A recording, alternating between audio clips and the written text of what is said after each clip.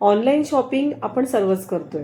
आधी मिशो आणि फ्लिपकार्ट सारखे ॲप होते, जिकडनं आपण कपडे, काही घरातले वस्तू मागवत होतो. आणि त्याच दरम्यान स्विगी, झोमॅटो सारखे फूड ॲप आहेत, त्याच्यातनं पण आपण म्हणजे मागवत असतो. पण आता त्याची म्हणजे मागवायची संख्या वाढली आहे. लोक खूप ॲपमध्ये म्हणजे आताचं जे न्यू जनरेशन आहे ना, ते या स्विगी झोमॅटोच्याच ॲपमध्ये आहे. प्रत्येकाच्या मोबाईलमध्ये अगदी ते सर्रास असतं आणि मागवतात सुद्धा.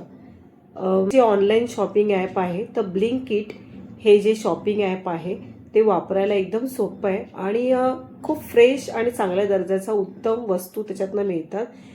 त्याशिवाय काही सर्टन पर्चेसिंगवरती म्हणजे 1000 ॲपवरती आपल्याला त्याला स्कोर पण येतो की तुम्हाला डिलिव्हरी कशी वाटली. तर आपल्याला चांगलं लिहायला आपल्याला कमेंट्स नाही करत, त्यांना स्टार द्यायचं असतात. तर आपण ते स्टारही द्यावे. निदान त्यांना त्यांचं काहीतरी त्यांचं ते सॅलरी स्किल असेल किंवा त्यांची काही स्किल असेल, त्याच्यामध्ये त्यांचं काही स्केल असेल, तर त्याच्यामध्ये त्यांना पर्सेंटेजमध्ये त्यांना मे बी त्यांची ग्रोथ होऊ शकते.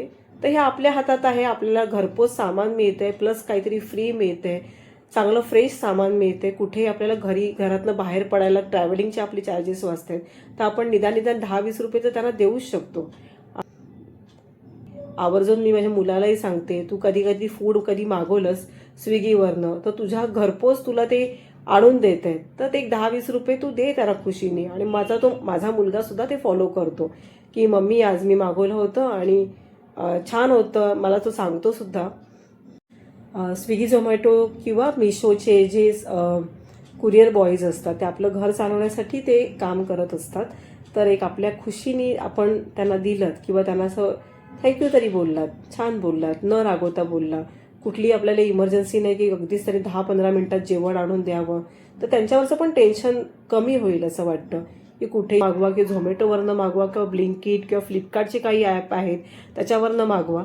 कुठेही आपल्याला काही घाई नाही आहे तर पेशन्स ठेवा, ते बरोबर आपल्याला आणून देतात. त्यांना ॲड्रेस नाही मिळाला तर तुम्हाला कॉल करतात आणि त्याला पण प्रेशराईज करू नका. त्यांचं ते काम करत आहेत, आपण आपलं काम करूया.